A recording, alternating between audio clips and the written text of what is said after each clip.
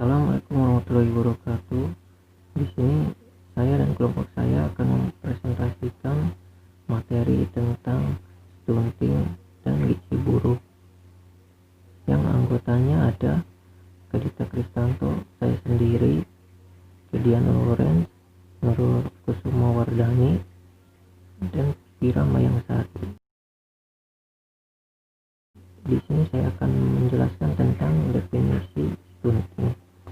Menurut Millennium Challenge akun Indonesia, stunting adalah masalah kurang gizi kronis yang disebabkan oleh asupan gizi yang kurang dalam waktu cukup lama akibat pemberian makanan yang tidak sesuai dengan kebutuhan gizi. Stunting terjadi mulai janin masih dalam kandungan dan baru nampak. Saat anak berusia 2 tahun, kekurangan gizi pada usia dini meningkatkan angka kematian bayi dan anak, menyebabkan penderita mudah sakit dan memiliki postur tubuh tak maksimal saat dewasa.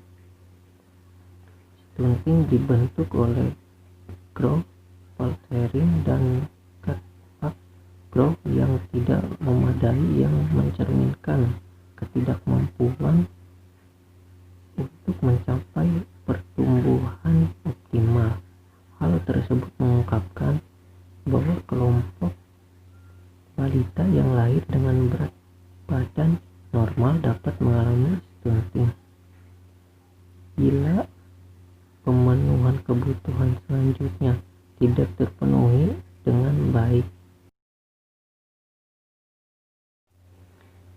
Klasifikasi stunting. Klasifikasi status gizi stunting berdasarkan indikator tinggi badan per umur. 1. Sangat pendek, gizi skornya kurang dari min 3,0.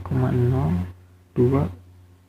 Pendek, gizi skornya kurang dari min 2,0 sampai dengan gizi skor lebih dari 3,0. 3. Normal, gizi skornya min 2,0 sampai 13. Klasifikasi status gizi stunting berdasarkan indikator tinggi badan, umur, berat badan, tinggi badan. 1. Pendek kurus, min gizi skor tinggi badan, umur kurang dari min 2,0 dan gizi skor berat badan, tinggi badan 2,0. 3. Pendek gemuk, gizi skor 2 sampai 2,0 sampai dengan gizi skor 2,0.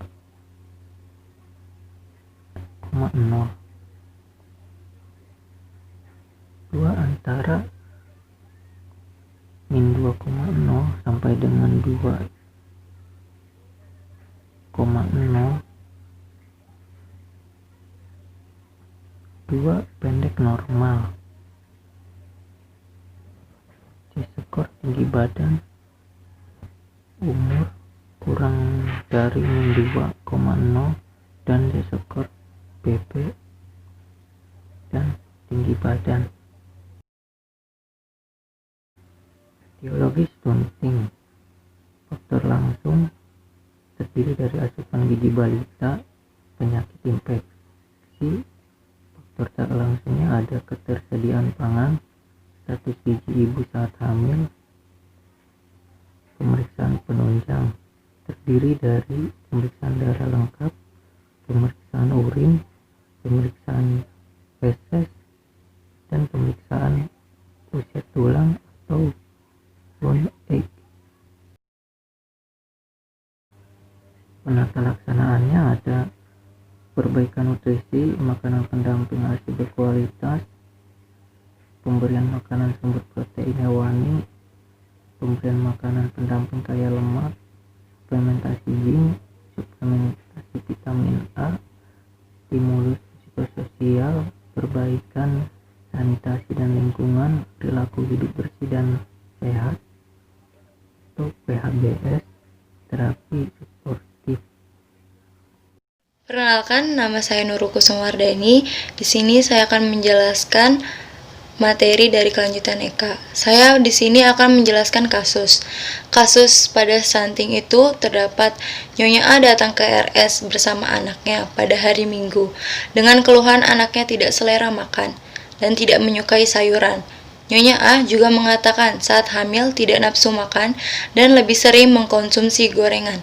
Sang anak juga selalu menolak jika diberikan sayuran. Pada saat bayi, sang ibu juga kurang memberikan PASI saat anaknya meminta dan anaknya tidak bisa mandi sendiri. Hasil pemeriksaan didapatkan berat badan si anak 11 kg, tinggi badan 88 cm dengan usia 4 tahun 4 bulan. Klien sangat kurus dan pendek, rambutnya berwarna pirang dan kering, kulitnya sangat berdaki namun lembab, bau badan kurang enak. Selanjutnya saya akan menjelaskan data subjektif dan data objektif. Yang pertama saya akan menjelaskan data subjektif. Didapatkan hasil Nyonya A mengatakan anaknya tidak selera makan dan tidak menyukai sayuran. Saat hamil, Nyonya A tidak nafsu makan dan lebih suka memakan gorengan. Dan si anak menolak makan jika diberi sayuran. Dan si anak juga nafsu makannya berkurang. Nyonya A hanya memberikan PASI saat si anak meminta saja. Nyonya A mengatakan bahwa anaknya belum bisa mandi secara mandiri. Dan didapatkan data objektif, klien menolak saat diberikan makanan terutama sayuran. Didapatkan hasil berat badan klien atau si anak 11 kg, tinggi badannya 88 cm. Berdasarkan perhitungan diagram, berat badan dan tinggi badan si anak di bawah persentil ketiga. Untuk usia si anak 4 tahun 4 bulan. Si anak tampak pendek dan kurus, rambutnya pirang dan kering, ketidakefektifan pemberian PASI, kulit lembab dan berdaki, bau badan, dan anak tidak bisa membersihkan badan secara mandiri. Baik, selanjutnya saya akan menjelaskan analisa data. Untuk data yang pertama didapatkan DS-nya itu Nyonya A mengatakan anaknya tidak selera makan dan tidak menyukai sayuran. Saat hamil, Nyonya A tidak nafsu makan dan lebih sering mengkonsumsi gorengan. Untuk DO-nya, si anak menolak saat diberikan makanan, terutama sayuran.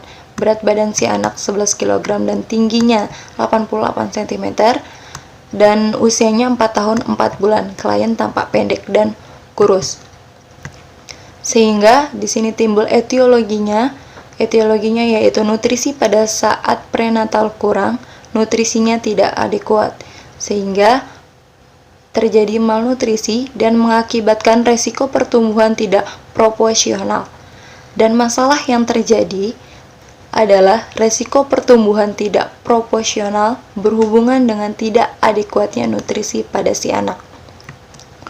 Untuk analisa data yang kedua, didapatkan data subjektifnya itu menolak saat makan sayuran dan Nyonya A mengatakan klien atau si anak kurang makan dan Nyonya A hanya memberikan PASI saat anak meminta saja.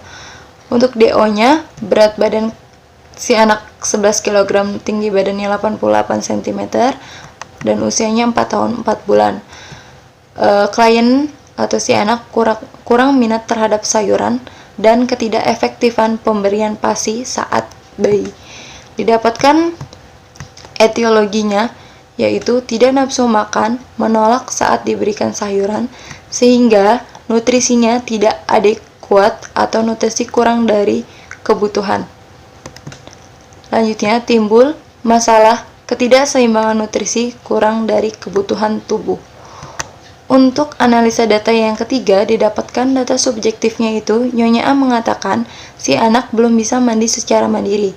Dan data objektifnya dapat dilihat kulit anak lembab dan berdaki, bau badan, dan anak tidak mampu membersihkan diri sendiri. Sehingga timbul etiologinya ketidakmampuan klien untuk membersihkan tubuh sehingga terjadi penurunan motivasi keluarga dan mengakibatkan defisit perawatan diri mandiri, sehingga masalah yang terjadi adalah defisit perawatan diri mandi. Baik, selanjutnya saya akan menjelaskan intervensinya. Untuk DX yang pertama, yaitu risiko pertumbuhan tidak proporsional berhubungan dengan tidak adekuatnya nutrisi. Tujuan dan kriteria hasilnya adalah anak akan mencapai normal pertumbuhan yang diharapkan, dan rencana tindakan atau intervensinya yaitu 1. Screening kesehatan, mendeteksi masalah atau risiko kesehatan melalui riwayat pemeriksaan dan prosedur lainnya. Rasionalnya itu untuk mengetahui apakah ada masalah tumbuh kembang pada si anak. Yang kedua itu manajemen nutrisi, membantu dan memberikan asupan diet makanan yang seimbang. Tujuannya atau rasionalnya itu untuk memperbaiki nutrisi anak. Intervensi yang ketiga yaitu penyuluhan nutrisi pada toddler, anjuran tentang nutrisi dan praktik pemberian makan atau meminimalkan nutrisi. Rasionalnya itu membantu merencanakan asupan makanan yang seimbang. Untuk intervensi yang keempat itu ada promosi kesehatan atau pendidikan kesehatan mengenai tumbuh kembang si anak, yang rasionalnya adalah menginformasikan kepada orang tua mengenai tumbuh kembang anak sesuai dengan usia si anak. Untuk diagnosa yang kedua yaitu kebutuhan nutrisi kurang berhubungan dengan perilaku maladaptif anak pada makanan. Tujuan dan kriteria hasilnya yaitu setelah dilakukan tindakan keperawatan selama 3x24 jam didapatkan peningkatan status nutrisi, meningkatkan nafsu makan klien, dan terjadi peningkatan berat badan sesuai waktu. Untuk intervensi yang pertama yaitu memonitor perubahan faktor yang menyebabkan terjadinya kekurangan kebutuhan nutrisi. Rasionalnya itu untuk mencegah penurunan berat badan. Untuk tindakan keperawatan atau intervensi yang kedua itu kurangi faktor yang mempengaruhi perubahan nutrisi. Rasionalnya membantu dalam pemenuhan nutrisi. Yang ketiga itu intervensi yang ketiga ajarkan untuk perencanaan makanan. Rasionalnya itu agar makanan pada anak lebih teratur. Saya Gideon Lauren Alfieriza dari Akademi Keperawatan Kerisusada Jakarta. Di sini saya akan melanjutkan penjelasan oleh teman saya tadi. Di sini saya akan menjelaskan tentang gizi buruk atau malnutrisi, di mana gizi buruk atau malnutrisi adalah suatu kondisi yang merujuk pada istilah medis yang disebabkan oleh diet yang tak cukup atau tak tepat. Seseorang akan mengalami malnutrisi jika tidak mengkonsumsi nutrien dengan kualitas yang tepat untuk diet sehat selama suatu jangka waktu yang cukup lama. Jadi seseorang akan mengalami malnutrisi apabila seseorang tersebut tidak melengkapi nutrien yang baik selama dia melakukan diet. Selanjutnya ada etiologi dari gizi buruk. Di sini etiologi dari gizi buruk dibedakan menjadi beberapa, yaitu faktor yang secara langsung. Faktor secara langsung ada seperti asupan makanan yang kurang. Yang dimaksudkan dengan asupan makanan yang kurang adalah seseorang tidak mampu mencukupi asupan makanan bergizinya dalam beberapa lama waktu. Yang kedua ada penyakit infeksi. Penyakit infeksi sendiri yang dimaksudkan itu adalah seseorang memiliki penyakit yang menyebabkan dia jadi menderita gizi buruk. Yang selanjutnya ada faktor yang tak langsung. Faktor yang tak langsung ada dari kemiskinan keluarga. Jadi termasuknya perekonomian keluarganya. Yang kedua ada pendidikan yang tak cukup. Di sini kurangnya pengetahuan dapat menyebabkan seseorang mengalami gizi buruk. Selanjutnya ada sanitasi lingkungan yang buruk. Jadi pengaruh lingkungan sekitar tersebut dapat menyebabkan orang menderita gizi buruk. Yang terakhir ada pelayanan kesehatan yang tidak memadai. Pelayanan kesehatan di sekitar penderita gizi buruk bisa saja tidak memadai untuk memberikan Menkes kepada warganya tentang bahaya gizi buruk. Selanjutnya ada faktor lainnya yang seperti bayi yang tidak mencukupi mendapatkan ASI eksklusif dari orang tuanya. Dan ada pula bayi yang menderita sakit yang cukup lama seperti campak atau diare. Saya akan menjelaskan tentang klasifikasi tentang gizi buruk. Yang pertama ada 60-80% berat badan standar tanpa edema plus dengan gizi kurang yang termasuk dalam MAP sedang. Yang kedua ada 60% sampai 80% berat badan standar dengan edema plus kwashiorkor termasuk dalam MAP berat.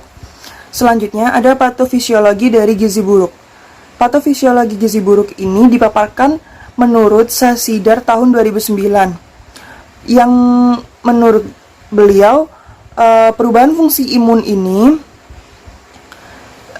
memberikan predisposisi yang terjadinya penyakit berat atau kronis, terutama pada diare akibat infeksi yang menyebabkan beberapa gangguan nutrisi. Selanjutnya ada manifestasi dari gizi buruk. Manifestasi gizi buruk sendiri ada beberapa, bisa sembab, letargik, cengeng, dia pertumbuhannya terhambat, jaringan ototnya yang mengecil, atau edema anaraska. Anoreksia dan diare juga bisa termasuk dalam manifestasi gizi buruk. Selanjutnya ada pemeriksaan penunjang. Pemeriksaan penunjang untuk menentukan gizi buruk ada pemeriksaan laboratorium, pemeriksaan EKG, mengukur tinggi badan dan berat badan, dan dapat juga dilakukan dengan cara menghitung indeks massa. Saya Vira Mayangsari di sini akan melanjutkan penjelasan dari Gedian. Di sini ada kasus, Nyonya A datang ke rumah sakit bersama anaknya dengan keluhan anaknya tidak mau makan. Kulit anaknya terlihat keriput dan tekstur kulitnya jelek. Perut buncit dengan gambaran usus yang jelas. Frekuensi nadinya lambat dan terjadi atrofi otot serta tulang pipi dan dagu terlihat menonjol. Pasien mengalami hipoalbuminemia dan terjadi anoreksia. Lalu ada data subjektifnya. Keluarga pasien mengatakan anak tidak mau makan. Untuk DO-nya kulit keriput, turgor kulit jelek, perut buncit dengan gambaran usus yang jelas, dan nadi lambat. Untuk etiologinya intake yang kurang. Problemnya ketidakseimbangan nutrisi kurang dari kebutuhan tubuh.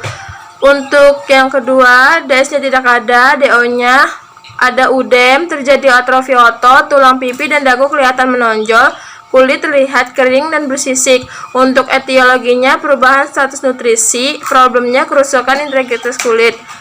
Yang ketiga, DS-nya tidak ada, DO-nya hipoalbuminemia, diare, anoreksia, nadi lemah, pemeriksaan hati terlihat membesar. Untuk etiologinya daya tahan tubuh menurun, problemnya resiko infeksi. Untuk diagnosa keperawatannya, yang pertama, ketidakseimbangan nutrisi, kurang dari kebutuhan tubuh, berhubungan dengan intake yang kurang ditandai dengan keluarga pasien mengatakan anak tidak mau makan, kulit keriput, turgor kulit jelek, perut buncit dengan gambar usus yang jelas, dan nadi lambat. Untuk yang kedua, kerusakan integritas kulit berhubungan dengan perubahan status nutrisi ditandai dengan kulit kering, bersisik dan udema. Untuk yang ketiga, risiko infeksi berhubungan dengan daya tahan tubuh menurun ditandai dengan hipoalbuminemia, anoreksia dan pembesaran hati. Selanjutnya di sini ada intervensi keperawatan.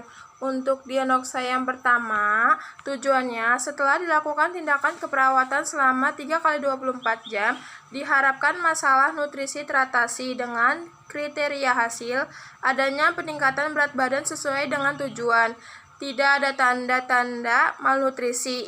Intervensinya, kaji adanya alergi makanan, kolaborasi dengan ahli gizi untuk menentukan jumlah kalori dan nutrisi yang dibutuhkan.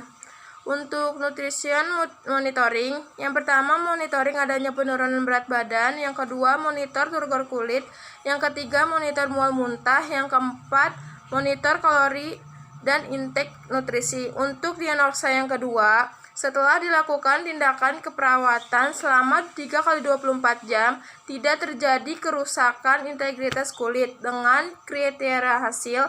Yang pertama, berfungsi jaringan normal. Kedua, ketebalan dan tekstur jaringan normal. Yang ketiga, mampu mempertahankan kelembapan kulit dan melindungi kulit.